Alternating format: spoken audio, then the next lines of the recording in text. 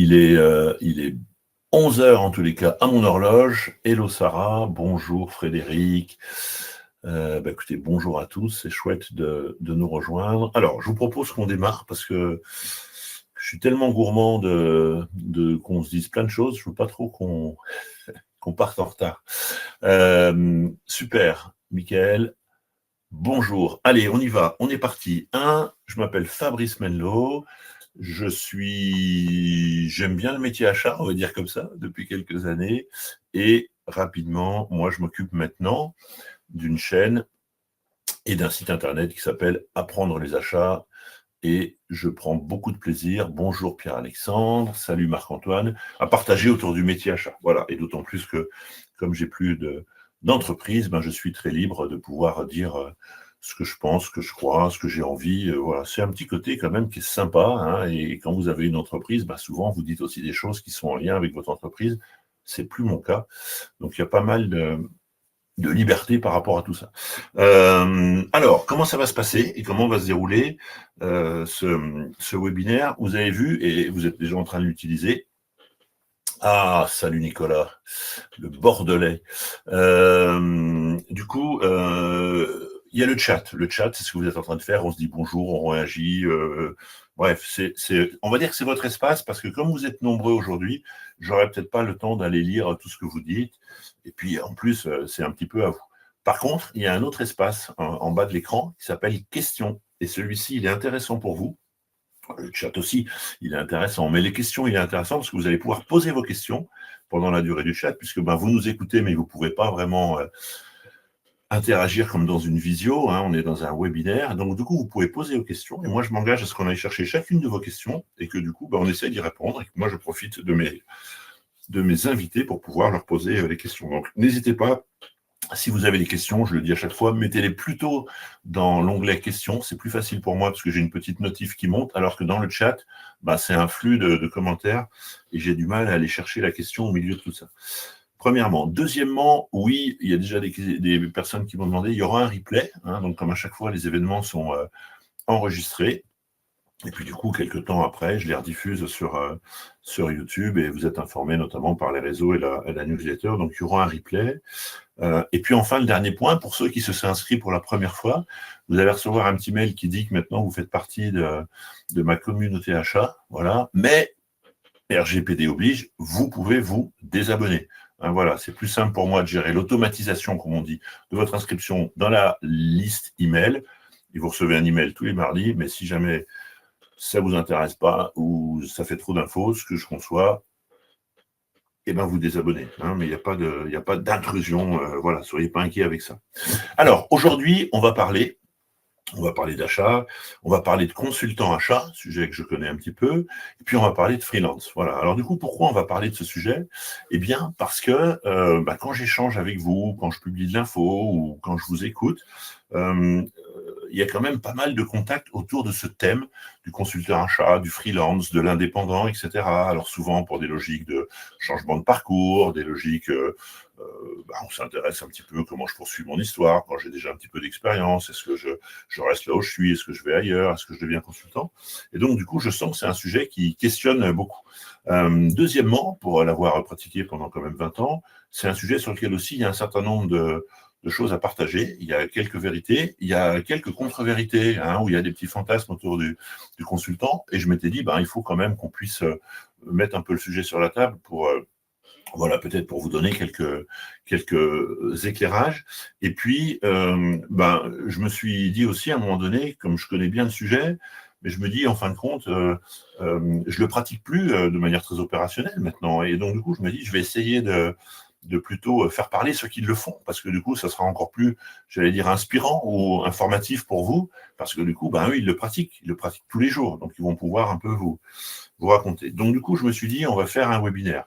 J'ai publié sur LinkedIn un appel à témoins, comme on dit, sachant qu'il n'y avait pas eu d'enlèvement, mais je pensais avoir 3-4 personnes qui gentiment, comme souvent je le fais, me répondent. J'ai eu beaucoup de personnes qui se sont proposées pour venir témoigner, c'est génial. Et plutôt que de faire un seul webinaire, du coup, j'ai décidé d'en faire 3.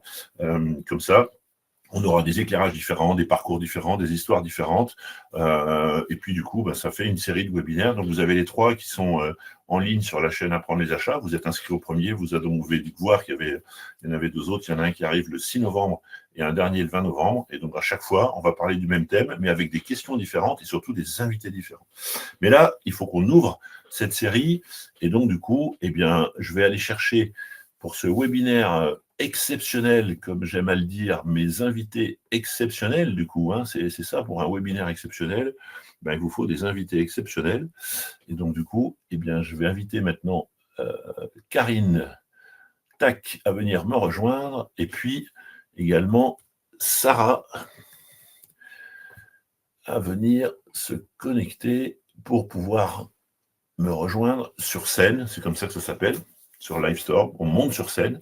Donc là, je suis un peu tout seul, mais Karine et Sarah vont maintenant me rejoindre. Génial. Bonjour Karine. Bonjour Fabrice, est-ce que vous m'entendez? Parfaitement. C'est Yes. top. Top, top, top. Un grand merci. Et Sarah. Bonjour. Bravo pour ne pas m'avoir appelé Sandra. Ah non, tu ne vas pas commencer. Allez, bonjour Salut, Sarah. Sarah. Voilà. Bonjour Parce Karine. que, allez, c'est le petit clin d'œil qu'on renferme tout de suite. J'avais une assistante qui s'appelait Sandra et j'appelais Sandra Sarah et Sarah Sandra. Donc voilà, mais ça y est, là c'est vraiment Sarah. Et merci mesdames d'avoir accepté d'ouvrir le bal de ces 3 webinaires, de venir passer un moment avec nous. Alors, j'ai forcément plein de questions, sûrement un petit peu trop, on verra un peu comment on traite tout ça. Mais avant qu'on démarre, peut-être, je vous laisse la parole à toutes les deux pour que vous puissiez un peu vous présenter votre histoire, votre relation avec les achats. Et comme ça, on se connaît un petit peu mieux. Puis après, on rentrera dans cette activité de consultant achat. Allez, Karine ou Sarah, comme vous voulez. Allez, je démarre et puis après je laisserai la parole à Sarah. Donc moi, je m'appelle Karine Laxton. Je suis basée dans le 42, donc pas très loin de Lyon, on va dire. Mon histoire dans les achats, moi j'ai plus de 20 ans, 22 ans, 23 maintenant d'expérience dans les achats. Les achats industriels, je suis tombée dedans par hasard quand j'étais petite, c'est comme la marmite et puis j'en suis pas ressortie, par choix. Donc j'ai fait, on va dire, 10 ans dans la mécanique, secteur de la mécanique et puis, un peu plus de 10 ans dans le secteur de la chimie en tant que salariée à chaque fois. Je suis passée par pas mal de postes différents, démarré par la porte des appros, ensuite les achats, responsable achat, global category manager, responsable achat d'un site, coordinatrice achat sur des régions. Parce que mon dernier employeur, c'était un groupe international qui avait des sites, 24 sites sur les 3 continents en gros. Et donc à la fin, j'étais global category manager pour les 24 sites à travers le monde. Et puis voilà, je ne veux pas devancer le reste, je pense que ça répond aux questions. Super, donc un beau, long parcours, plutôt dans l'univers industriel, avec, du coup, avec plein d'expériences quand même. Tu as vécu différentes situations. J'ai fait pas mal d'entreprises différentes, de tailles différentes. C'était tout un parcours enrichissant. Super, merci Karine. Sarah. Et moi, je m'appelle Sarah, j'habite Paris, j'ai un master achat et un parcours assez classique. J'ai démarré par 2 ans de conseil, alors en salarié, en cabinet de conseil. Ça a été un plus pour la suite, enfin pour le sujet qui nous intéresse aujourd'hui. Et ensuite, j'ai eu un parcours assez classique de acheteur projet, catégorie manager, responsable achat. Un bref passage dans l'industrie au tout début, puis principalement dans les services, assurance et santé. Super. Ce qui est très intéressant, au final, d'où le talent de celui qui anime, il faut se faire un peu d'autopromotion, c'est d'avoir choisi aussi pour ouvrir, non seulement de personnes qui ont beaucoup de choses à vous partager, mais aussi qui viennent d'univers différents. Parce que voilà, on a un côté plutôt technique et industriel, plutôt le côté service. Donc c'est pas mal. Et du coup, juste Karine, pour le petit clin d'œil, quand on habite dans le 42, on est plus près de Saint-Étienne que de Lyon. C'est pas un supporter, c'est pas moi qui te dis ça, mais voilà, donc tu habites dans le 42, près de Saint-Étienne. Les choses Ouais. Allez, alors du coup, ce que j'ai demandé, parce qu'on a quand même un petit peu préparé en tant que professionnel de ce webinaire avec Sarah et Karine, je leur ai demandé qu'on réfléchisse à 3 grandes parties. Hein. Donc l'objectif, c'est que quand on va se quitter vers midi, on va essayer de ne pas trop dépasser le timing, et ben on aura premièrement parlé de comment elles ont pris leurs décisions, comment on passe à l'acte. Parce que, vous le savez, j'entends beaucoup de personnes qui me disent « Ah, ça me plairait bien, mais je ne sais pas trop, est-ce que c'est le bon moment, qu'est-ce que je dois faire ?» Bon, ben, elles l'ont fait. Et donc, du coup, pour une fois qu'on en tient 2 qui l'ont fait, elles vont nous raconter comment, à un moment donné, avec ce parcours dans le métier, on passe à l'acte. Et donc, du coup, ça va être les premières questions que je vais leur poser. Comment on se décide? Qu'est-ce qui fait? Alors, elles vont revenir là-dessus. Deuxièmement, on les fera un petit peu parler aussi sur leur activité actuelle de consultant. Comment ça se passe aujourd'hui? C'est quoi une mission? C'est quoi une mission type peut-être? C'est quoi les sujets entre ce qu'elles voulaient faire, ce qu'elles font, etc. Et puis enfin, on terminera ce webinaire par quelques peut-être conseils ou en tous les cas quelques infos qu'elles ont envie de vous partager. Moi, j'aime bien leur dire, tiens, si on rembobinait, qu'est-ce que tu auras envie de faire différemment? Qu'est-ce que tu auras envie de partager s'il y a quelqu'un qui te demandait un conseil? D'accord? Donc, c'est 3 temps. À chaque fois, on a quelques questions. Vous pouvez interagir et je vois qu'il y a déjà des premières questions qui arrivent. Ah non, il n'y en a pas. Pour l'instant, il n'y en a pas. C'était le chat. Je me suis trompé. Donc, pour ceux qui nous ont rejoints, puisque maintenant vous êtes plus nombreux, il y a l'onglet questions. Si vous avez des questions pour Sarah, pour Karine, pour le thème qu'on aborde, vous les posez et promis, on va essayer de répondre. Dernier point. Ça démarre à fond. Géraldine, elle veut savoir quel est le meilleur statut. On va y arriver, Géraldine. On va y arriver. Dernier point qui est important. Karine et Sarah, vous les retrouvez également sur les réseaux sociaux, notamment sur LinkedIn. Donc, s'il y en a certains d'entre vous qui veulent poursuivre des échanges avec elles, c'est ouvert. S'il y a des patrons d'achat qui ont des besoins de consultants ou de consultantes, c'est ouvert aussi. C'est le moment de prendre des contacts. Donc, du coup, voilà, Karine et Sarah, elles sont présentes sur LinkedIn. Allez, on va démarrer avec une première question que j'ai envie de vous poser un petit peu à toutes les deux. Comment on en arrive un jour, avec le parcours que vous avez, puisque vous avez vécu différents rôles, différentes activités, à chaque fois, j'imagine, un peu en termes aussi de progression d'apprentissage, comment un jour on se dit, bon ben allez, je quitte l'univers du salariat pour me lancer dans ce métier, cet entrepreneuriat. Qu'est-ce qui vous a donné envie, peut-être, de passer à l'acte? Allez, cette fois, Sarah, je te laisse la parole. Je prends la main. Alors, moi, ça a été une décision qui a été peu réfléchie. En tout cas, j'avais fait un bilan de compétences en 2021 dans lequel les notions d'entrepreneuriat et de pédagogie de formation étaient ressorties. J'étais bien dans mon poste, l'équipe, l'environnement, le management, et donc je l'avais mis de côté sans trop y réfléchir. Et en 2023, donc quelques années plus tard, je savais que je voulais changer d'entreprise. Enfin, j'avais besoin d'un nouveau souffle. J'arrivais à bout de souffle dans le poste dans lequel j'étais depuis 5 ans. En fait, devenir consultant indépendant ça a été suite à une opportunité. On m'a contacté pour un poste.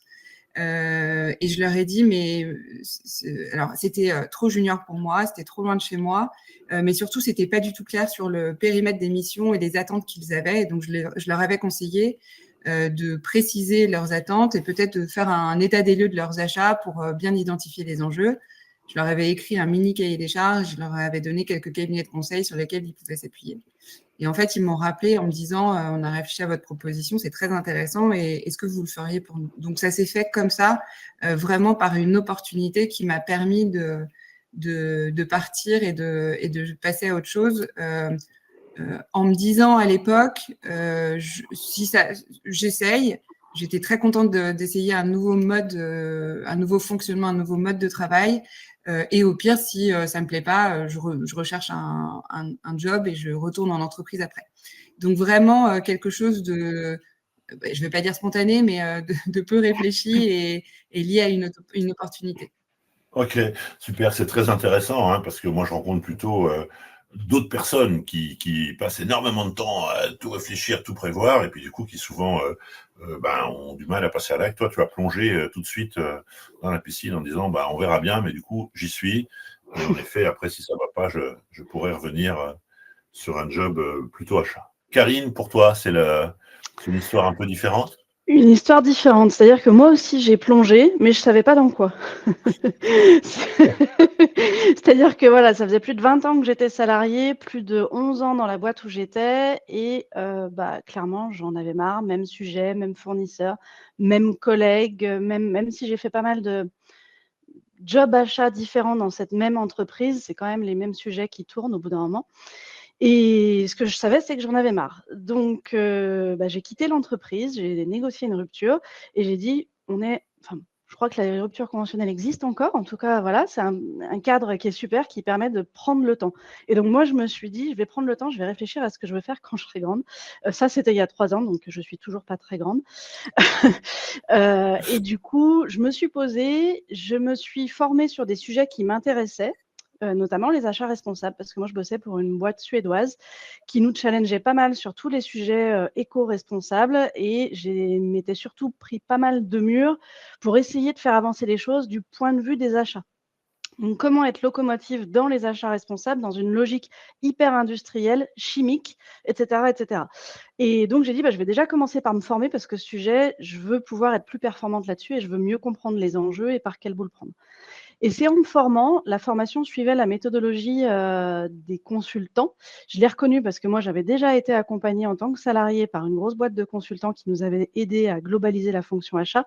Donc l'approche, je fais un état des lieux, je co-construis avec vous une stratégie, puis après on déploie les projets. Et donc j'ai reconnu le fil rouge et j'ai dit: «Mais en fait, c'est peut-être ça qu'il faut que j'essaye de faire, c'est-à-dire de le faire pour les entreprises autour de chez moi». Tu l'as dit, je suis dans la Loire, côté Saint-Étienne. C'est un tissu industriel hyper dense, énormément de PME, plus que d'ETI et de grands groupes. Et j'ai regardé un peu les annonces et j'ai vu qu'il y avait des PME qui recrutaient des responsables achats. Ils nous mettaient des super annonces et puis le salaire, il était à la hauteur de ce qu'ils pouvaient. Et puis quand on discutait avec eux, on s'apercevait que c'était en fait mi-temps de l'achat, mi-temps de la pro, et cetera. Et je me suis dit: «Il y a peut-être quelque chose à faire de ce côté-là, pour ces structures-là, les aider à structurer leur service achat, mettre un pied dans les achats responsables et leur faire bénéficier, de mon parcours et de ma formation». Donc c'est comme ça qu'a germé l'idée. Ça répond à la question? D'accord. Donc déjà, là, on voit 2 approches. À la fois, du coup, Sarah qui avait quand même, tout doucement, qui prenait sa décision de se dire, «C'est quoi un petit peu mon coup d'après? Peut-être que j'ai fait un petit peu le tour de ce que je voulais voir» et puis du coup, qui sur l'opportunité, a plongé et du coup, ensuite, elle va nous raconter un peu aujourd'hui ce qu'elle fait, comment elle fonctionne. Et puis, Karine, du coup, qui a peut-être, préparé un peu l'histoire, qui s'était dit: «Je veux aller plutôt porter autour de l'achat responsable». Donc du coup, je me forme, je me sécurise un petit peu un certain nombre d'apprentissages pour pouvoir les apporter. Et puis tout de suite, on commence à regarder un peu ce qui se passe un peu autour de soi en termes de potentiel, parce qu'à un moment donné, vous allez le voir pendant tous ces 3 webinaires, hein, je peux déjà vous donner la conclusion du 3e webinaire, c'est que l'histoire, elle n'est belle que si vous avez des clients, en fait. Tout le reste, si vous êtes acheteur, on sait que vous êtes curieux, on sait que vous êtes agile, on sait que vous êtes adaptable, on sait que vous êtes futeux, que vous êtes bosseur, etc. Ça, il y a plus de débat là-dessus, c'est plus ça qu'il va falloir prouver, c'est plutôt comment je trouve ces premiers clients et comment je vis avec. Donc du coup, c'était les premiers sujets. Ok, super. Alors, avant de répondre juste aux questions, et super, merci Fabienne. Promis, on va répondre. Moi, j'ai encore juste une question. Toujours pareil, dans cette période-là, je quitte, parce que on parle de job, d'activité, mais en vérité, ce qu'on quitte aussi, c'est un statut. C'est-à-dire que d'un côté, on est salarié, et puis de l'autre côté, là, pour le coup, on est vraiment dans le grand bain, hein. On peut reprendre l'exemple de notre piscine. Là, on y est vraiment. Des fois, c'est pas une piscine à eau plate. Donc, du coup, est-ce que ça aussi, ça a été un sujet pour vous, de vous dire, du coup, je suis salarié, il y a quand même un peu de protection. Des fois, on sait que c'est pas aussi vrai que ça, mais en tous les cas, beaucoup plus que dans l'entrepreneuriat. Comment vous avez réagi par rapport avant qu'on regarde un peu le contenu d'émissions, etc. Ça m'intéresse de voir votre retour là-dessus. Dans les achats, on est habitué à la maîtrise des risques, à la sécurisation des risques. Moi, j'ai fait une rapide analyse de risque, notamment au vu de ma situation familiale, personnelle, mes compétences, le marché, voir si est-ce que je prenais des risques d'un point de vue, sur ces différents aspects. Il y avait, comme je te le disais avant, l'option Alors ça, je l'ai pas mentionné, mais comme Karine, j'avais bénéficié d'une rupture conventionnelle. Donc, je savais que si ça me plaisait pas ou si j'étais pas à l'aise dans ce dispositif d'indépendant, je pouvais retourner en entreprise, enfin rechercher en entreprise et avoir l'option allocation France Travail si pendant la période de recherche. Ça, c'est vrai que c'est un point important. Donc, sur cette analyse de risque, je me suis dit, j'ai 40 ans, j'ai 2 enfants, je suis propriétaire de mon bien principal, de mon logement. Mon conjoint est en CDI et donc, au regard de ces différents éléments, je peux prendre le risque de me lancer et de développer de prendre le risque de développer une aventure individuelle qui est plus exposée que si on en CDI, en salariat. Mais c'est effectivement un point important et ça, c'est des éléments à prendre en compte dans la prise de décision, c'est de voir votre situation actuelle pour voir si vous êtes, par exemple, au moment où vous devez acheter un logement, enfin prendre un crédit pour faire je ne sais quoi, effectivement, ça complique la donne. Donc, c'est des éléments qui peuvent être importants à prendre en compte. Mais c'est vrai que je vais un peu répondre au statut. Moi, je l'ai fait sans trop poser de questions. Je pense qu'on reviendra après sur ce point-là. Je me suis mis en micro-entreprise. Ça se crée très facilement. C'est très facile d'un point de vue administratif, d'un point de vue comptable. Et donc, c'est vrai que ça permet de le faire assez facilement sans trop de tracas et de risques d'un point de vue administratif. Et de démarrer assez vite.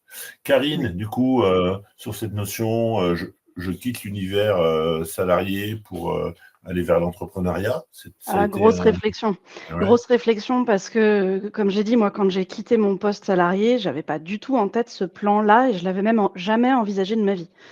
C'est pas que ça me faisait pas envie, c'est que je l'avais juste. C'était pas venu à mon esprit que c'était une possibilité.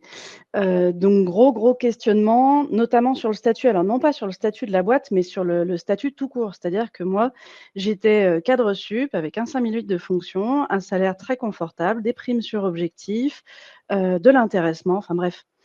C'était un peu la belle vie de l'acheteur, sur les aspects financiers en tout cas. Et donc du coup, je savais que j'allais sauter dans l'inconnu avec une instabilité financière.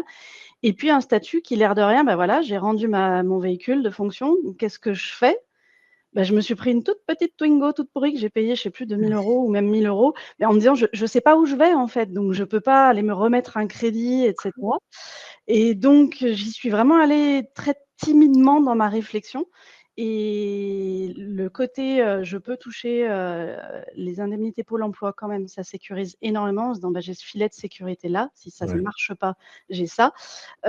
Et après ça a fait partie de toute ma construction d'un plan stratégique. Je rejoins ce que disait Sarah, elle a fait l'analyse des risques. En gros, c'est une stratégie derrière, c'est-à-dire c'est comment je fais pour pouvoir en vivre.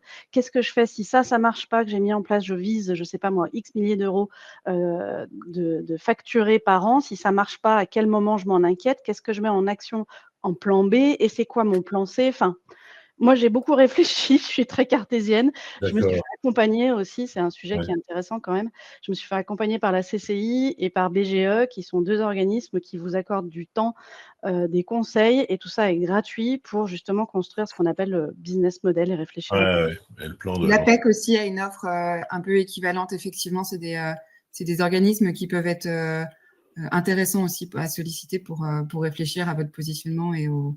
Allez, vous notez tout ça. Alors, ce qu'on va faire, parce que j'ai peur que si on ne répond pas aux premières questions, on va avoir un stock important.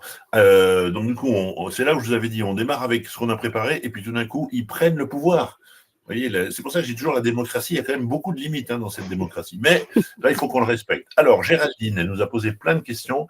On va commencer avec la première. Quel est le meilleur statut, si tant est qu'on puisse répondre à cette question? Parce que j'imagine que ça dépend, bien sûr, de son projet, de son histoire, etc. Mais en tous les cas, parlez-nous un petit peu. Donc, tu parlais de la micro-entreprise, Sarah. Karine, pour toi, t'es partie avec quel statut? Et là, on parle de statut plutôt juridique.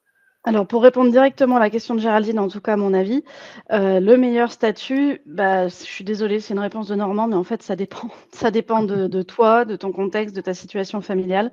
Moi, je me suis lancée en micro, et j'y suis restée parce qu'en fait, ça me convient, complètement pour toutes les questions de simplicité qu'on a évoquées et puis aussi de coût, tout bêtement. Ouais. Moi, je crois, en complément de ce que vous allez dire, peut-être le conseil, ça serait de dire, euh, on va dire, démarrer de manière agile, le plus souple possible, et ne commencez pas à vous dire, bon, ben, le jour où on sera 18, ça serait mieux qu'on soit une SAS. OK, bon, comme on n'est pas 18, on va attendre d'être 18 pour faire la SAS. Hein, parce que je vois plein de choses où on dit, alors c'est bien de prévoir un peu comment ça va grossir, mais quand on n'est pas gros au début, surtout on a la possibilité de faire un peu les changements de statut. Après, il ne faut pas changer de statut tous les mois, mais voilà. Donc, j'allais dire, adapter ça quand même à la réalité de ce qu'est votre projet au démarrage. Hein, et comme le disait Sarah, on peut démarrer très vite avec un statut autour de cette micro-entreprise. Donc, Sarah, du coup, le statut, tu confirmes, parce que c'était également une question de Fabienne, avec quel statut tu as réalisé Oui, alors, cette première comme je le mission? disais, comme comme je l'ai précisé, j'ai démarré en micro et j'ai ensuite basculé en SASU après 6 mois parce qu'en fait ça fonctionnait bien et je me projetais plus, donc j'ai changé en SASU 6 mois après avoir démarré. Donc j'ai démarré en septembre 2023 et en avril de mémoire 2024, j'ai créé la SASU. Et là, il y a des réflexions autour de SASU URL. Ce qu'il faut retenir, c'est exactement ce que tu disais, Fabrice, c'est que ça peut changer. C'est pas un sujet. Il y a des personnes qui sont là pour vous conseiller. Moi, j'ai fait l'erreur de pas trop me poser de questions au début, ce qui est bien parce que je me suis lancée. Mais aujourd'hui, je le paye un petit peu. Parce que, enfin voilà, j'ai fait une erreur j'ai un redressement des impôts parce que j'ai fait une erreur sur de compréhension, pas de déclaration, mais de compréhension au niveau du régime micro.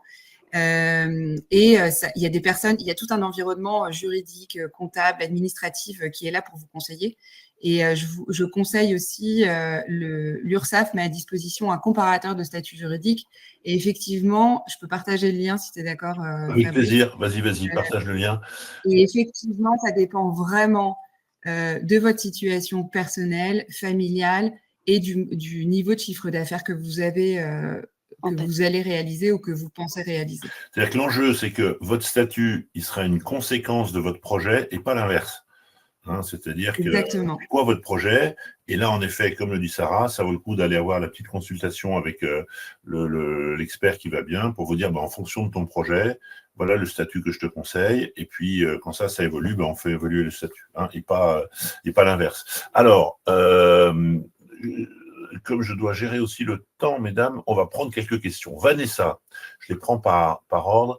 Comment avez-vous fait pour vendre? Alors, c'est la question quand même. On va tout de suite aller sur la question de la vente. Comment on attrape ces missions, hein, donc notamment au démarrage, comment on présente la valeur ajoutée, et puis sur quel canal. On va déjà démarrer sur comment on trouve ce premier client. Alors, pour le cas de Sarah, c'est le premier client qui l'a trouvé, elle, plutôt.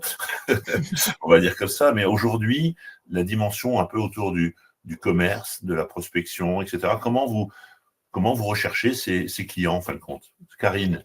Bah, je peux peut-être répondre très concrètement sur, le premier, comment j'ai fait. En fait, j'ai discuté avec un expert comptable justement sur le sujet de ces statuts pour essayer de comprendre et d'avoir un avis d'expert sur le sujet. Et donc du coup, bah, forcément, quand vous rencontrez un expert comptable, vous lui expliquez ce que vous voulez faire. Et un expert comptable, c'est en contact avec des entreprises. Et il se trouve que 3 mois après, il m'a rappelé en me disant: «Écoute, j'ai un client qui a des difficultés en termes d'achat, ils ont des grosses problématiques de surstock, voire même de sous-stock, de rupture et cetera et je leur ai conseillé de te passer un coup de fil». Et donc c'est comme ça que ma première mission est venue. Donc en fait, je dirais le réseau, prescripteur est hyper important à réfléchir. C'est toujours pareil aussi. Qui peut me prescrire? Est-ce que c'est un expert comptable? Est-ce que c'est un consultant QHSE qui, lui, voit les processus, s'il y a des difficultés ou pas et qui peut vous recommander? Enfin, c'est ces réflexions-là que je trouve enrichissantes et qui, moi, me permettent d'avancer. Ok, le réseau, on se le note et on y reviendra. C'est hyper Mmh. capital pour démarrer l'histoire et surtout pour l'entretenir. puisque du coup, après une première mission, il en faut une deuxième, etc., etc. Sarah, aujourd'hui, sur l'aspect vente, ou voilà, les clients, comment tu vas les chercher, comment tu les trouves Alors, j'appuie ce que tu viens de dire. Soignez votre réseau. Sur les 10 clients que j'ai eus à aujourd'hui, 5 d'entre eux sont issus de mon réseau. Donc, ça, c'est vraiment quelque chose de clé. Ils vous connaissent, ils connaissent vos compétences, ils connaissent votre implication professionnelle. Donc, ils savent quand ils vous conseillent ce que vous valez. Donc ça, c'est le premier point. Sur ces 2 premières années, j'ai pas vraiment eu à faire de démarchage. Ça s'est fait de façon assez fluide, sans que j'ai à communiquer. Là, actuellement, justement, je suis en train de travailler sur mon profil LinkedIn. Il y a quelqu'un qui m'accompagne, réfléchir à mon offre de service, créer un portfolio pour mettre en avant l'offre de service. Je suis en train de le faire actuellement. Donc, c'est un peu comme le statut, c'est des choses qui peuvent évoluer au fil du temps. Mon objectif initial, c'était d'accompagner des entreprises de taille intermédiaire sur cartographie et plan d'action achat. Et en fait, je me suis rendu compte que ça allait être assez répétitif et c'est pas forcément. Et j'étais très seule. J'étais toute seule pour faire ce type de mission. C'était des missions que je vendais au forfait. Et du coup, j'avais du mal à savoir si c'était vraiment ce que j'avais envie de faire. Ensuite, j'ai démarré de l'activité de formation. J'ai fait une mission par le biais d'un cabinet de conseil pour un grand compte, le leader français sur les vins et spiritueux, par exemple. Donc, c'est effectivement le réseau des prescripteurs qui peuvent être votre réseau, les cabinets de conseil. Parce qu'on parle de conseil achat, mais en fait, dans le conseil achat, il y a un grand nombre, il y a une diversité, il y a un grand nombre d'offres. Vous pouvez avoir du conseil opérationnel où vous allez faire en quelque sorte de l'intérim achat via des cabinets de conseil, des grands noms de la place comme du KLB, du EPSA, Pierce Group, Meotech, qui vont venir chercher en fait des expertises ou des ressources externes en supplément des ressources qu'ils ont déjà en interne. Donc là, vous êtes plutôt sur des missions longues de 6 à 12 mois. Donc en fait, cette prospection, elle est assez simple puisqu'elle peut se faire en parallèle de votre mission et c'est surtout ça dépend de la prospection des cabinets. Il y a le management de transition middle ou exécutive où là, vous allez être en général via des cabinets de recrutement, cabinets de management de transition. Et il y a le conseil, comme l'indique Karine et comme j'ai pu le faire au début, packagé, marketé, où là, ça demande plus de temps au niveau commercial. Donc, ça va. La partie, c'est difficile de répondre à la question de Géraldine entre la répartition de temps mission ou recherche de mission commerciale, parce que ça va dépendre aussi de la cible que vous avez ou de la typologie de service que vous allez proposer. Et puis, ça va dépendre aussi, en effet, du format de la mission, puisque si tu es sur des missions de conseil en organisation, c'est des missions qui vont peut-être prendre au total, je ne sais pas, peut-être 20 jours, mais pas à la suite. Voilà. Et tu parlais en effet des grandes structures qui font de la délégation ou cet intérim achat. Là, si tu es en mission, tu peux être en mission 4 ou 5 jours par semaine pendant des fois plusieurs mois. Donc forcément, non seulement les disponibilités, et le temps pour le faire, c'est pas la même chose. Oui, vas-y, Karine. Si je peux, Fabrice, c'est quand même une question intéressante parce que moi, dans la réflexion de quel chiffre d'affaires je veux faire, il y a ça aussi. C'est la prise en compte de ce temps mort, entre guillemets, où on n'est pas en mission, qui est loin d'être un temps mort, scoop, mais sur lequel on n'est pas en mission, donc on ne facture pas. Et moi, j'étais partie sur les 2 premières années, et ça se confirme, 50% de mon temps travaillé uniquement en mission. Super. Pour Alors pouvoir développer le reste. Ça, c'est une petite pépite, là, tu viens de nous poser comme ça, Karine, gentiment. Donc, si vous êtes là, notez-vous ça. Il y a du temps non facturé. Voilà. Et pour un indépendant, quand c'est pas facturé, ça veut dire que je reçois pas d'argent. Hein, pour un indépendant, le concept du congé payé, ça n'existe plus. Je peux être en congé, je peux dire je vais par 6 mois dans les îles, mais j'aurai pas de revenus. Donc du coup, ce temps non facturé, c'est important de l'avoir en tête quand vous allez simuler, parce que quand on nous dit, tu te rends compte, 1 000 € comme taux journalier, c'est énorme. Si tu fais ça 5 jours par semaine, 4 semaines par mois, ça fait 20 000 €. Et je dis, oui, mais non. Non, parce que malheureusement, tu fais pas ça tous les jours, et tu fais pas ça toutes les semaines, et puis tu fais pas ça tous les mois, etc. Donc du coup, voilà. Donc c'est important. C'était dans une question, et c'est un thème en tant que tel. On va tout de suite aussi en parler un petit peu de la communication, du positionnement de l'offre et de LinkedIn. En clair, comment vous faites savoir ce que vous avez envie de faire? Parce que du coup, comme tu le disais bien, Sarah, en vérité, consultant, c'est pas suffisant, quoi. Hein, il faut qu'on puisse dire, moi, je suis plutôt tourné vers l'opérationnel, je suis un spécialiste de l'IT, je suis un roi du conseil en organisation, etc., etc., ou des achats responsables. Donc, du coup, comment vous travaillez ce sujet de comment vous vous rendez visible, et est-ce que comment vous utilisez notamment les réseaux, puisque c'est une des manières d'être visible, ou peut-être d'autres manières. Comment vous faites cet aspect-là? Comment vous faites votre marketing, en fin de compte? Pour moi, il y a 2 réseaux principaux. Pour moi, je ne dis pas qu'il n'y en a pas d'autres, c'est que j'en utilise 2 principalement, on va reformuler ça comme ça. Le premier, il est digital, c'est LinkedIn, juste incontournable. Au départ, j'avais l'impression de faire ça un peu pour rien, si ce n'est pour mon ego. Et puis après, de m'apercevoir, en fait, les gens ne commentent pas forcément, mais moi, j'ai plusieurs fois des contacts qui m'ont appelé en disant: «On a vu sur LinkedIn que vous faites ça, est-ce qu'on pourrait en discuter?» blablabla. Donc même si, j'ai pas 15 000 commentaires à chaque publication, ça fonctionne et c'est important. J'ai pas de site internet, j'ai choisi de pas en faire parce qu'en fait, je pense que les gens ne se réveillent pas un matin, en tout cas mes cibles, on en revient aux cibles, je cible de la PME. Donc le patron de PME, il se réveille pas le matin en se disant: «Bah tiens, je vais faire appel à un consultant achat», parce qu'il a même pas bien en tête le besoin qu'il a. Et donc j'ai dit: «Ça sert à rien que je perde du temps, de l'argent là-dessus. Je vais plutôt me faire une page LinkedIn, le plus pro possible, la plus carrée et qui va mettre en avant ce que je veux vendre pour que quand les gens me rencontrent, ils vont vouloir chercher à savoir qui je suis». Et donc sur LinkedIn, ils ont un Ouais, paquet ils ont un peu d'historique pour l'histoire. comprendre qui je suis. Et Ouais. le deuxième réseau, c'est du réseau, physique pour le coup. C'est que moi, je fais partie d'un club d'entreprise, de mon département qui est hyper actif, qui organise plein d'activités thématiques différentes. Donc je fais beaucoup de rencontres avec eux et c'est un bon moyen de se créer le réseau, si vous l'avez pas au départ, dans les industries.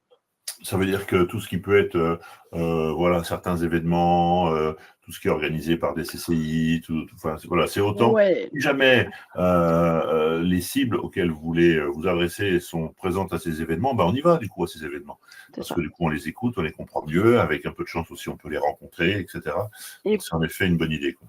pour être juste plus précise, c'est pas des réseaux aussi larges que la CCI, mais dans tous les départements, je pense qu'il y a ça. C'est des réseaux d'entreprises et franchement, autour de chez moi, il y en a plus d'une vingtaine, c'est juste énorme. Réseaux d'entreprises, les entreprises se rejoignent des associations pour faire des événements. Ils peuvent avoir des discussions sur des thématiques ou faire des after-work ou faire des visites d'entreprise. Enfin, ils organisent plein de petites choses comme ça pour aider leurs adhérents à faire du lien, entre patrons et cetera, et ils acceptent, une certaine partie, un petit pourcentage de consultants, pas trop, parce que sinon ils Ouais. sont débordés, mais voilà. Mais vous pouvez aussi, moi je l'ai fait, ça marche. Vous pouvez aussi leur suggérer, parce qu'eux, ils sont toujours à la recherche de thématiques, de gens, Carrément, bien sûr. etc.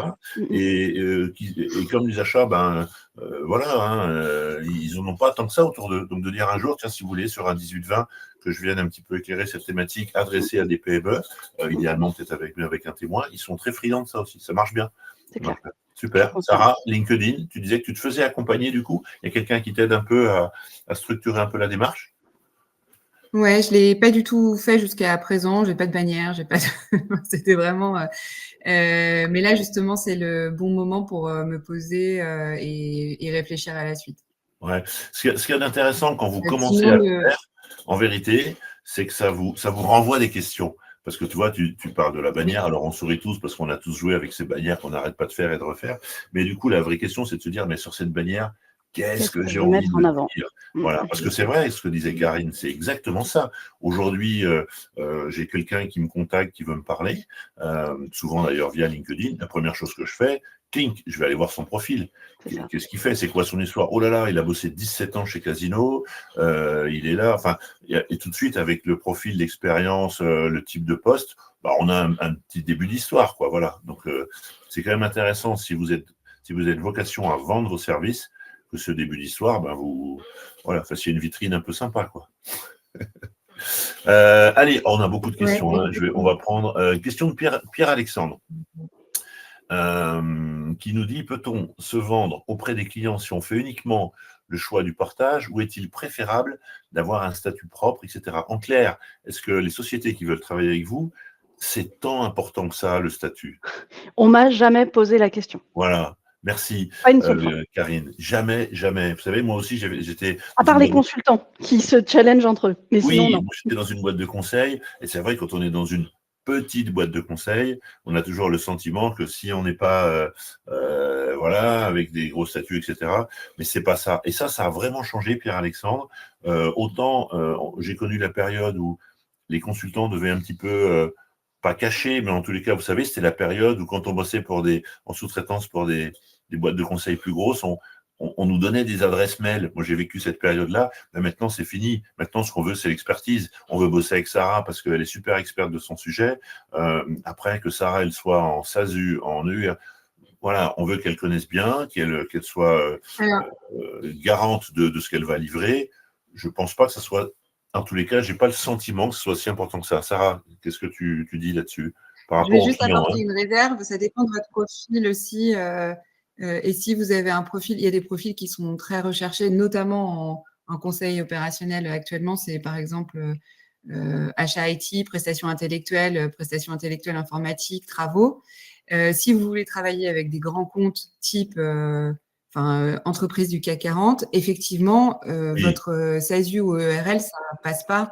Ouais, et auquel cas, alors soit il y a les systèmes de plateforme, Malte, le hibou. Alors, le hibou est plutôt informatique, mais il y a Twinit aussi, qui est un peu un hybride entre plateforme et cabinet de conseil. Soit il faudra que vous soyez soit c'est via de la sous-traitance via un cabinet de conseil. Oui, mais souvent, Le ce portage, sont je ne suis qui pas du voilà. tout renseignée, donc je ne saurais pas répondre. Ouais. Juste pour terminer sur les statuts, ces grosses boîtes du CAC 40, donc déjà, elles sont que 40. Et du coup, mais du coup, ce qui les intéresse surtout, c'est de ne pas créer des nouveaux fournisseurs, en vérité. Donc, plus vite vous pouvez vous regrouper sous une bannière, eux, ça leur va bien, hein, et c'est souvent une des raisons. Société de portage, donc pas d'expérience côté Sarah. Karine, le portage, tu as joué un petit peu avec? Alors, j'ai joué dans le sens où j'ai regardé, je m'étais renseignée et défaut d'acheteur, mais j'arrive pas à me dire, je vais donner, je crois que c'est 20 15-20 selon les boîtes Ouais, de portage c'est hyper de mon élevé. chiffre pour une valeur ajoutée que je n'arrive pas à me figurer concrètement. Donc, j'y suis pas allée.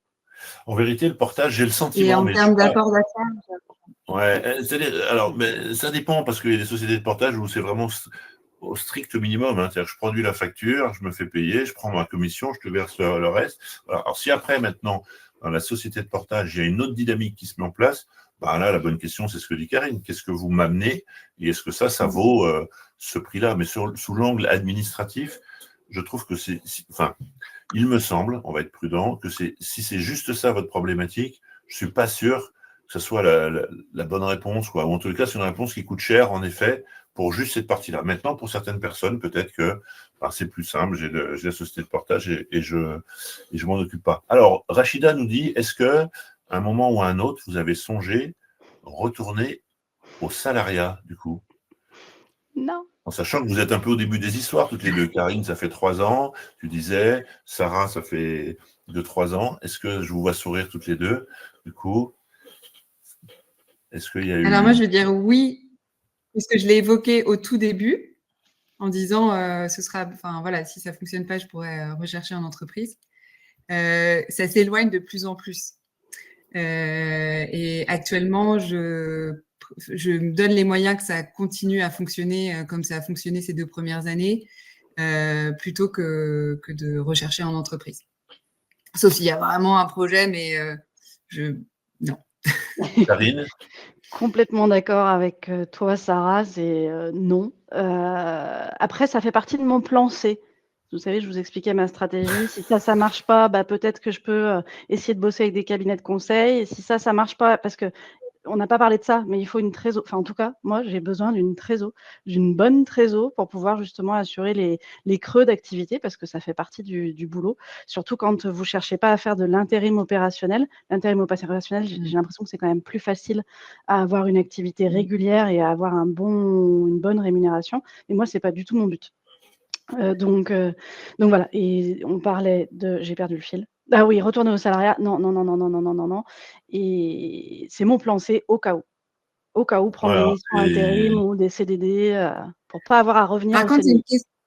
c'est une question qui est importante sous l'angle, on me la pose souvent. Et comme si j'avais fait, voilà, c'est bon, j'ai fait ma petite parenthèse et maintenant c'est le moment de revenir.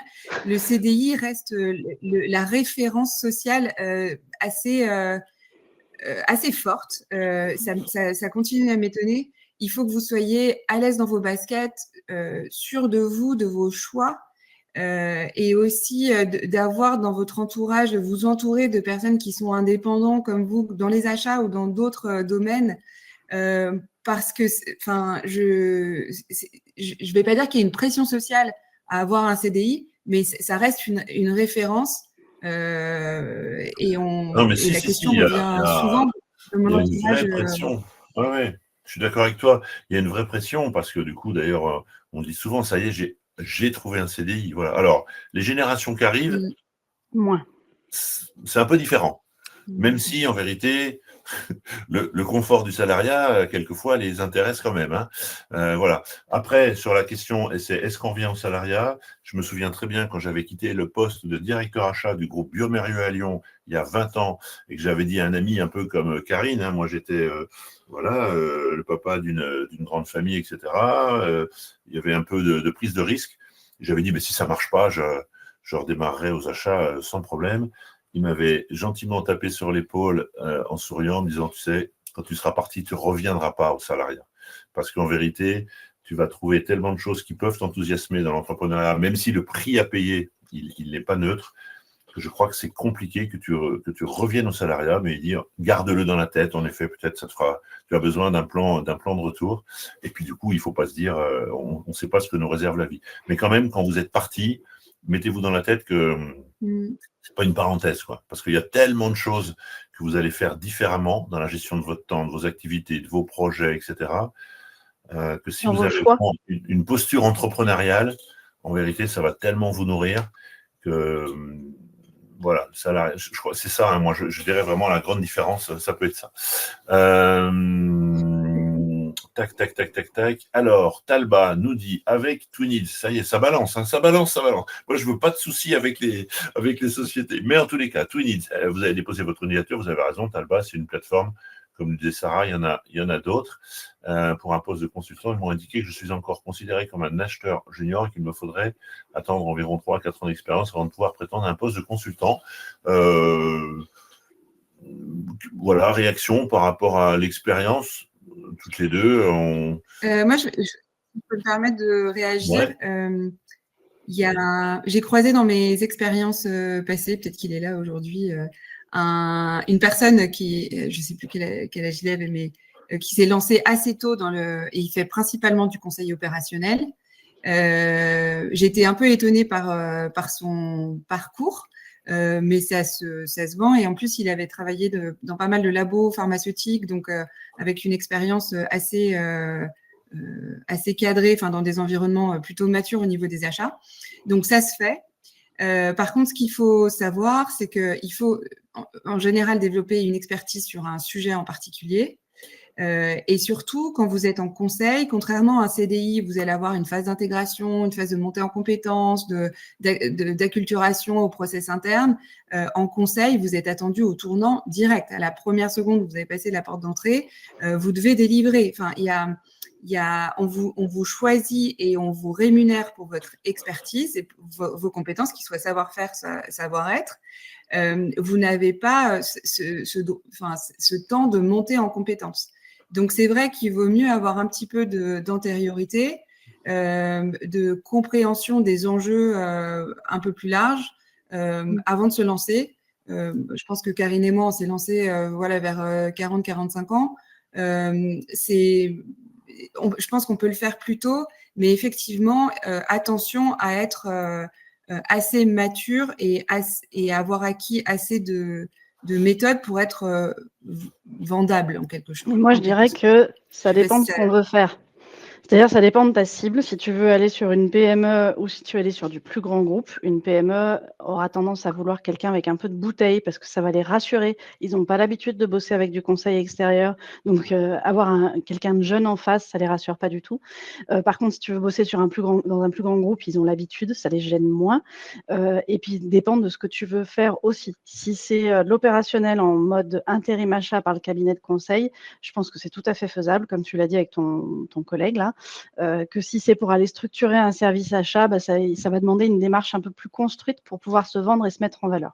Voilà. Moi, j'allais dire, s'il fallait donner une réponse, j'allais dire, s'il n'y a pas d'expérience, c'est compliqué. Voilà, c'est quand même ça qu'on peut se dire. C'est que souvent, les gens qui se sont lancés, ils ont un début d'histoire à raconter. Pas forcément de 20 ans, mais voilà. Et après, en effet, si vous êtes vraiment junior, si vous êtes quand même intéressé à cette dynamique, etc., à ce moment-là, il faut aller rejoindre une grande structure de conseil qui fait de la délégation, qui va recruter du junior ou des alternants, qui va les former, en recruter quelques-uns de temps en temps, et ils vont vous placer sur des plateaux où vous serez 10 consultants, vous ferez des achats opérationnels, c'est ça qui va vous nourrir. Et là, vous venez en...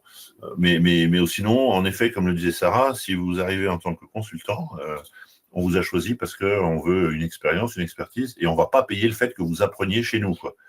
Qui a été souvent un peu l'image du consultant. Chez nous, vous êtes là pour délivrer. Voilà. Et donc, du coup, c'est mieux d'avoir quand même quelque chose à raconter.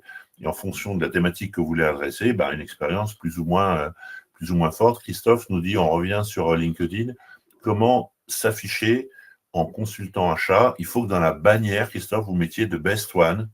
Voilà, vous y allez vraiment, il n'y a pas d'ambiguïté. Vous êtes le meilleur consultant achat. Un conseil sur qu'est-ce qu'on met. Go Top Achat.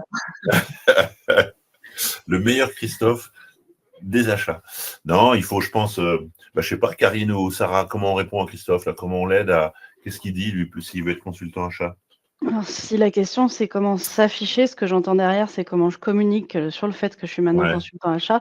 Je ne sais pas si c'est la bonne réponse, mais en tout cas, c'est la mienne. C'est pas quelque chose, il ne faut pas présenter quelque chose de généraliste. Il faut être faut trouver ce qui nous fait vibrer, ce qui nous fait envie, parce que déjà, c'est comme ça qu'on s'éclate dans ce qu'on fait. Et quand on s'éclate, on est meilleur.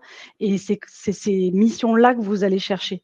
Donc, ça ne veut pas dire que vous direz non à d'autres missions qui sont un peu à côté de la spécialisation que vous allez choisir, mais ça veut dire que c'est celle-ci que vous cherchez, c'est celle-ci que vous voulez avoir. Et donc, c'est de s'afficher là-dessus. Moi, j'ai fait le choix des achats durables, responsables, en prenant un risque. J'ai beaucoup hésité parce que je sais que ça peut être mal perçu, etc. Mais je me suis dit, mais non, mais c'est ce que je veux faire, en fait. Donc, j'y vais à fond dessus. Alors là aussi, je me permets d'intervenir, mais c'est trop... je bois du petit lait quand j'entends Karine. Il faut vraiment 2 conseils, Christophe. Un, on s'intéresse à celui à qui on veut vendre quelque chose.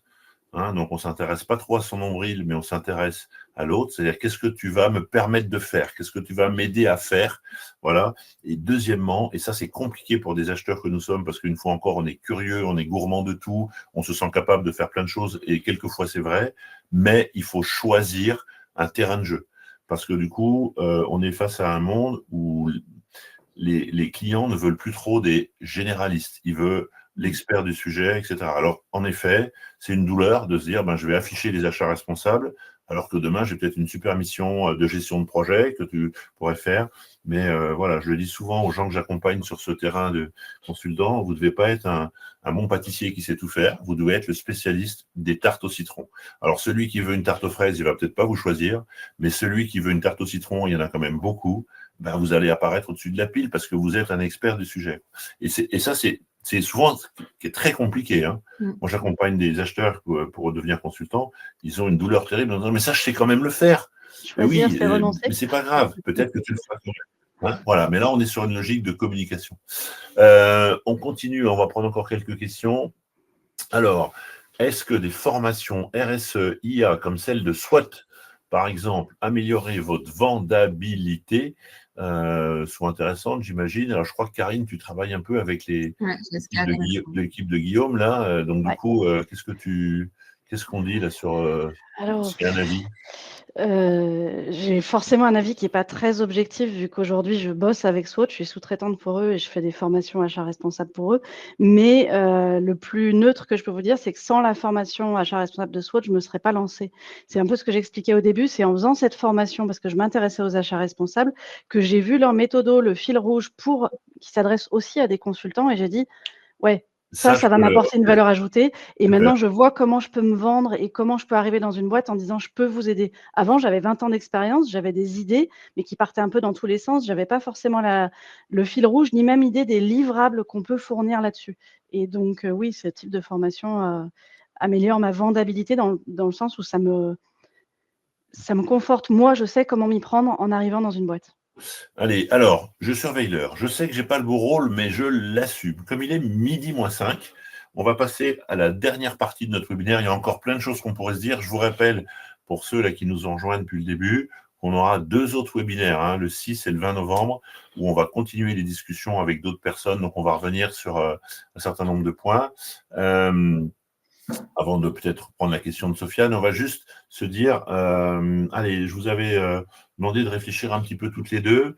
Voilà, on a essayé de partager un peu ce que vous avez vécu, au passage quelques conseils ou idées. Si on se résumait un petit peu, si on faisait ressortir vraiment voilà, les principaux messages que vous avez envie de partager à ceux qui nous écoutent, dont on peut imaginer qu'un certain nombre se posent des questions sur peut-être une activité future. Qu'est-ce que vous auriez envie de leur partager toutes les deux qui l'avaient fait et qui le vivaient aujourd'hui? Sarah, qu'est-ce qu'on leur conseille à ceux qui nous écoutent? En 5 points, déjà vous posez les bonnes questions de pourquoi vous avez envie de vous lancer. Qu'est-ce que vous cherchez avant du comment, vraiment le pourquoi, qu'est-ce que vous recherchez dans cette expérience. Sur le comment, il y a c'est pas une difficulté, c'est vraiment, il y a un environnement qui est très développé, très digitalisé.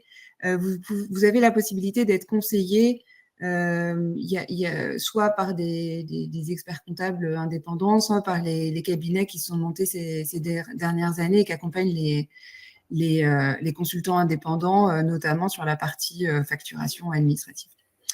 2 premiers points. 3e point, soignez votre réseau parce que c'est vraiment la clé.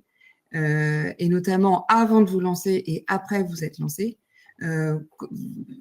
Continuez les déjeuners avec vos anciens collègues, vos anciens managers, vos anciens prestataires pour Fabrice. Et puis, savoir où concentrer votre énergie pour que ça rapporte. Essayez de limiter au maximum le temps administratif et de pouvoir bien vous vendre sur des missions qui vous intéressent et où votre profil est vraiment, vraiment intéressant pour les entreprises, pour vos clients. Super. Karine, qu'est-ce qu'on leur partage? Si je me remets dans mes baskets de toutes les questions que je me suis posées en me lançant, on va dire, ça serait surtout de réfléchir à une stratégie. Ce que je me suis noté pour vous, c'est de partir de votre minimum vital pour vivre en termes de cash. De quoi vous avez besoin au minimum pour vivre et de remonter à quel chiffre d'affaires ça amène selon le statut, etc. Parce que du coup, ce que vous allez donner à l'URSSAF, aux impôts, dépend aussi du statut. Et du coup, OK, je veux vendre X milliers d'euros par an. Je veux m'éclater à quoi? Sur quel service? Quel type de service je veux vendre? Si c'est de la structuration, si c'est de l'opérationnel, si c'est de la formation ou autre chose. Donc, on se découpe ça, on se fait notre idéal et on se dit, OK, je veux vendre la moitié sur du service de structuration. Qu'est-ce que je mets en place pour réussir à le vendre, pour me faire connaître là-dessus? Donc, des salons, qu'est-ce qu'il faut que je publie sur LinkedIn? Et on se fait une stratégie comme ça qui part de la grosse photo et qui va jusqu'à l'action et on essaie de se la suivre tous les 6 mois en disant, alors j'en suis où? Moi, perso, elle est affichée derrière moi. J'en suis où? Ah, ça, purée, j'ai pas fait, j'ai pas regardé, ça fait, je l'avais oublié, etc. On n'a pas de patron pour venir nous dire alors t'en es où? On se fait notre one-to-one. Il faut se le faire avec soi-même, quoi. Voilà. Super, c'est vraiment c'est précieux. Je ne sais pas si moi, moi qui suis passé par ces histoires-là, je me dis waouh, qu'est-ce que j'aurais aimé les rencontrer ou les écouter au début. Donc voilà, après, chacun en fonction de son histoire va venir un petit peu adapter tout ça. Mais en effet, ce qui change vraiment, on n'en a pas trop parlé, c'est que vous êtes quand même seul, certes, entouré des réseaux, etc. Mais vous prenez toutes les décisions tout le temps. Il n'y a plus il n'y a pas de coéquipier au départ, il n'y a pas de responsable. Donc du coup, c'est important. On va peut-être prendre juste une dernière question. Je vais peut-être réagir à une question de Sofiane et puis après on va conclure avec des infos importantes. Si vous avez encore quelques minutes, je vais vous donner quelques infos importantes. Sofiane nous dit, avez-vous constaté toutes les deux une réelle tendance à la baisse des TJM, les taux journaliers moyens, liés à la conjoncture par rapport à l'évolution des grilles tarifaires des clients depuis ces dernières années? Comment ça se passe actuellement? Est-ce que c'est un petit peu plus tendu? Est-ce que, enfin voilà, où est-ce que vous en êtes, en sachant que toutes les deux, vous êtes quand même connectés au marché tous les jours, puis à la fois, quand on est indépendant, moi, on me demandait souvent comment va le marché. Je dis, vous savez, nous, on est 10, donc ça va. Questionner Accenture ou Bearing Point, mais moi, je peux vous parler de ce que je vois. Mais en tous les cas, vous, est-ce que vous avez été confronté à cette situation Alors, je vais faire rapide. Baisse du Karine? TJM, non. Par contre, la visibilité, elle est peut-être plus incertaine. C'est plutôt le déclenchement du besoin et l'entreprise de se dire: «Bon allez, j'y vais, j'investis là-dessus». Et il faut savoir vendre son ROI, quoi. Qu'est-ce que vous allez leur apporter? Et dans les achats, c'est quand même plus facile que quand on vend, je sais pas, Ouais. du marketing ou je ne sais quoi. Voilà. Sarah, TJM, ça bouge un peu de ton côté aussi? Moi, on me l'a rapporté aussi, mais je le constate pas pour l'instant. Par contre, un allongement de la prise de décision, Ouais. effectivement. Ok, on est aussi, enfin je vous rappelle pour nous tous qui nous écoutez, nous vivons en France et donc du coup on a un environnement sur la prise de décision, sur le passage à l'acte qui est pas, on nous montre pas beaucoup de beaux bon exemples. exemple. Donc, du coup, ça se retrouve, après on sait comment fonctionnent un peu les chefs d'entreprise. Par Bon, contre, super. Alors, Fabrice, si je peux me permettre, vas-y, bien sûr. juste sur le TJM, je pense que c'est un point qui est important.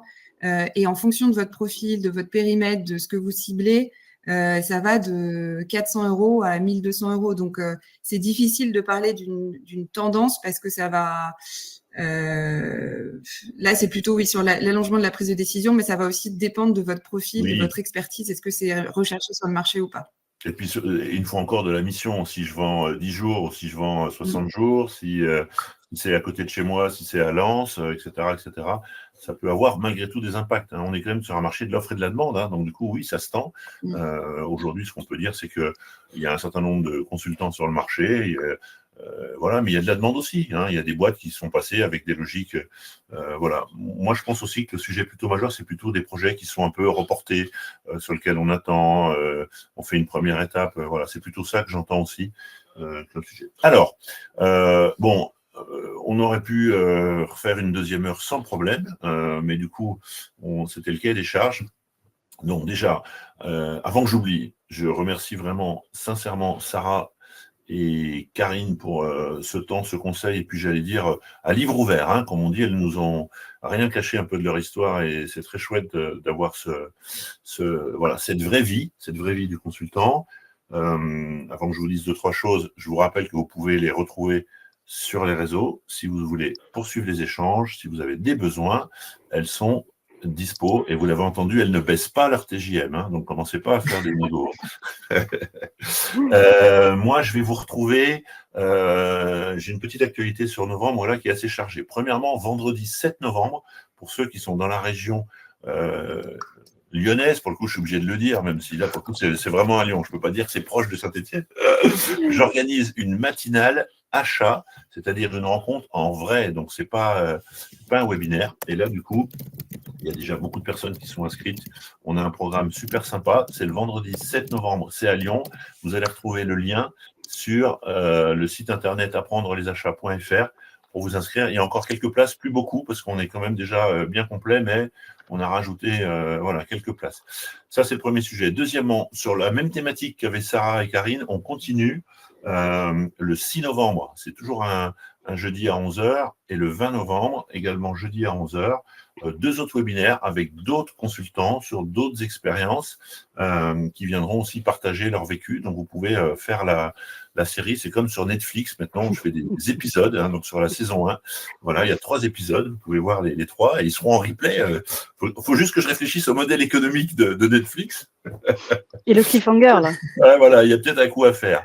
Et puis, du coup, je vous mets dans le chat parce que ces sujets, pourquoi aussi ils m'intéressent beaucoup, c'est parce que je propose depuis quelques temps, j'ai déjà fait un premier groupe et franchement, j'ai vu tout le potentiel et les attentes qu'il pouvait y avoir. Je propose un accompagnement pour aider ces acheteurs qui veulent franchir le pas. Le deuxième groupe, il va démarrer, je pense, début d'année. Je voulais le lancer avant la fin d'année, mais il y a trop de choses à finir de préparer. Ça sera en début d'année. Et donc, du coup, je vous ai mis le lien sur l'accompagnement. Vous pouvez vous inscrire sur la liste d'attente, ce qui va vous permettre de vous envoyer déjà un peu de matière. Où là, je viens reprendre un peu tout ce qu'on s'est dit avec à la fois du contenu, des vidéos, des documents types et aussi des invités. Et puis surtout un accompagnement live de ce groupe pendant quelques semaines pour vous aider à franchir le pas ou répondre à un certain nombre de questions que vous vous posez. Donc, n'hésitez pas. Voilà, je vous enverrai un peu plus d'infos. Je crois qu'on a essayé de faire le maxi. Mesdames, un petit mot de conclusion avant qu'on clôture cette séance. Merci pour cette initiative. J'aurais bien aimé assister en tant que participant, en tant qu'écoutant avant de me lancer. Je l'ai fait par la suite en rencontrant des personnes qui s'étaient déjà lancées, avoir leur retour d'expérience. Mais là, c'est super. J'espère que je ne sais pas s'il y a un questionnaire à la fin pour savoir dans 3 mois combien se sont lancés ou dans 3 mois. Bonne idée, ça. Mais bon courage à tous et bonne réflexion. Non, mais c'est chouette aussi les petits retours que vous nous faites. Vous voyez, Pierre-Alexandre, merci pour ces témoignages sincères et enrichissants. Donc voilà, je pense que vous avez bien rempli le cahier des charges. Karine, un petit mot pour conclure. Pareil, merci de l'intérêt. Moi, je suis toujours contente de partager parce que, comme dirait mon fils de 22 ans, je vis ma meilleure vie. Donc, n'hésitez pas à me contacter sur LinkedIn si vous avez 2-3 questions. J'y répondrai avec plaisir. Bon, on vous embrasse. Karine, tu embrasses le fiston. Et puis, prenez soin de vous, tous qui nous écoutez. Continuez à être curieux. Et puis, on se retrouve bientôt. Le replay pour cet événement. Sarah et Karine, un grand merci à vous deux. Et bonne fin de journée. Merci. Au revoir. Au revoir.